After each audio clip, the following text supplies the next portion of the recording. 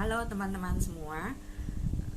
Untuk video kali ini saya ingin menceritakan bagaimana kebutuhan kita dipenuhi oleh kuasa Tuhan, sehingga kehidupan kita itu boleh berjalan dengan baik seturut dengan kehendak Tuhan. Teman-teman, pada saat saya menerima Tuhan sebagai Tuhan dan Juru Selamat, pada saat saya udah SMA, saya merasa bahwa hubungan saya dengan Allah itu kebentuk karena suatu hal yang kita juga tidak mengerti kenapa seperti itu, tapi saya hanya mengimani bahwa ketika saya menerima Tuhan sebagai Tuhan dan Juru Selamat, pada saat itulah nama saya tercatat di surga. Karena saya yakin begitu saya menerima Tuhan sebagai Tuhan dan Juru Selamat, Tuhan masuk ke dalam hati saya dan Dia menguasai segala segi kehidupan saya. Bagaimana saya hidup, bagaimana saya diatur oleh Tuhan sedemikian rupa sehingga semakin hari semakin dekat dengan Tuhan. Jadi memang saya masih ada di dunia ini, tetapi kehidupan saya benar-benar saya rasa bahwa saya diatur oleh Tuhan. Ketika saya berbuat dosa aja ada penyesalan di dalam diri saya. Damai sejahtera itu hilang ketika saya melakukan kesalahan-kesalahan yang mungkin tidak disengaja, tapi itu bisa mengingatkan kepada saya bahwa kamu sudah berdosa gitu ya. Kamu sudah berdosa, kamu harus minta ampun sama Tuhan. Nah, ini yang saya alami. Saya ingin menceritakan hal-hal itu. Jadi ketika kita hidup di dalam Tuhan, saya menerima Yesus sebagai Tuhan dan Juru Selamat, Tuhan Yesus masuk di dalam hati saya. Tuhan Yesus mengatur semua segi kehidupan saya sehingga saya boleh mengikuti apa yang Tuhan mau, gitu ya. Ketika saya mengenal Tuhan, saya membaca Alkitab. Jadi saya ini membaca Alkitab setiap hari. Artinya bagaimana saya boleh bertumbuh di dalam Tuhan melalui Alkitab yang saya baca. Karena dengan adanya Alkitab, saya boleh tahu mana yang harus saya lakukan, mana yang tidak harus saya lakukan.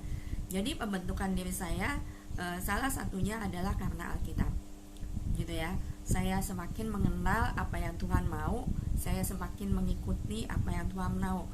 Tapi memang teman-teman semua, bahwa kalau saya memakai kepintaran saya, memakai diri saya, keakuan saya nggak mungkin sanggup gitu ya. Saya nggak mungkin sanggup hidup di dalam kebenaran Tuhan. Pasti saya akan terus jatuh dan jatuh dan jatuh dan jatuh lagi gitu ya. Saya merasakan karena ada Roh Kudus di dalam diri saya yang menuntun saya, sehingga saya bisa mengikuti apa yang Tuhan mau, ya. Artinya Tuhan sendiri yang turut campur tangan di dalam kehidupan saya, sehingga setiap langkah kehidupan saya itu saya merasa bahwa Tuhan menolong saya gitu ya. Tuhan menolong saya karena dengan kekuatan saya nggak mungkin mampu gitu ya. Karena kita masih ada di dunia ini, masih banyak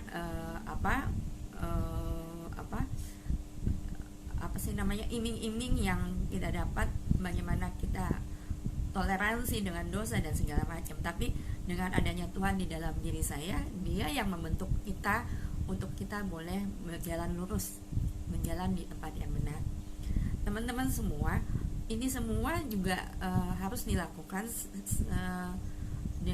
oleh anak-anak Tuhan, dimana ketika dia mengikut Tuhan, dia nggak stuck diam aja gitu ya, nggak ada tindakan sama sekali gitu, nggak. Ini tidak seperti itu gitu teman-teman. Jadi kita harus bertumbuh, kita harus berbuah, menghasilkan buah yang baik, sehingga kita juga boleh menjadi berkat bagi banyak orang. Terus terang aja, ketika saya mengenal Tuhan, satu hal yang saya sangat bersyukur kepada Tuhan, bahwa Tuhan tempatkan saya ke tempat-tempat persekutuan di mana saya boleh belajar banyak di sana. Tuhan menempatkan saya di komunitas-komunitas Kristen di mana saya boleh bertumbuh di situ.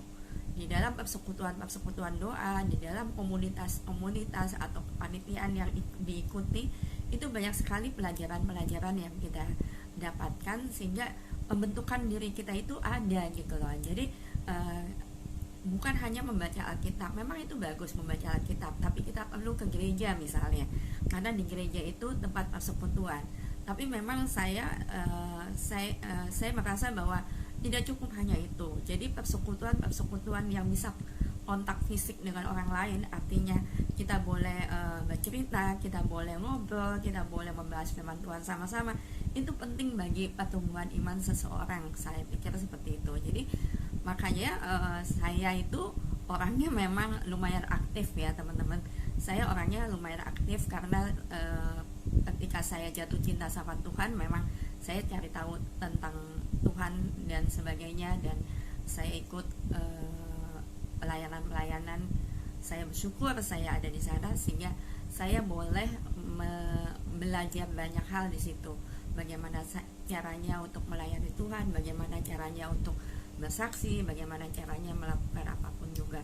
Nah, saya rasa bahwa seorang Kristen itu harus demikian gitu. Jadi bukan hanya di rumah saja, diam-diam aja Tuhan kasih berkat, enggak, tapi kita harus melakukan sesuatu sehingga kita bisa memuliakan nama Tuhan di dalamnya. Karena dengan hidup ini tidak sendiri gitu ya. Hidup ini tidak sendiri.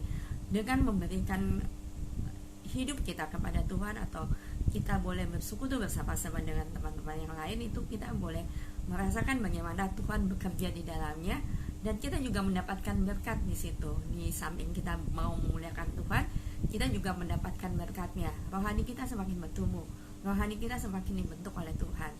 Apa yang kita lakukan itu boleh semakin dewasa di dalam iman kita. Jadi itu yang dibutuhkan oleh seorang yang mau bertumbuh ya. Kalau memang kita nggak mau bertumbuh ya kita di rumah aja gitu ya, kita nggak ngapa-ngapain. Tapi ujian itu semakin hebat, ujian itu semakin berat kalau kita nggak bersama dengan Tuhan, kalau kita tidak punya persekutuan yang baik dengan sesama kita. Bagaimana kita bisa merasakan bagaimana pekerjaan Tuhan itu dinyatakan, bagaimana Tuhan itu memberikan berkat kepada kita, itu rasanya kurang gitu ya. Tapi kalau pengalaman hidup kita, bagaimana kita mengaplikasikan kehidupan kita bersama Tuhan kepada orang lain atau kepada siapapun itu, saya rasa bahwa kehidupan kita tuh semakin baik, semakin sempurna gitu. Jadi hari ini saya ingin mengingatkan kepada teman-teman, kepada saya juga, bahwa ayo kita bersekutu, ayo kita punya teman-teman kok yang banyak gitu ya, teman-teman untuk saling membangun, saling mengingatkan, saling mendukung satu dengan yang lain. Itu teman-teman kita banyak. Jadi kita jangan lupakan itu, bahwa kita ada di sekitar orang-orang yang percaya kepada Tuhan. Inilah pengalaman hidup yang boleh dibagikan kepada teman-teman semua, sehingga ini boleh menjadi berkat bagi kita semua. Salam.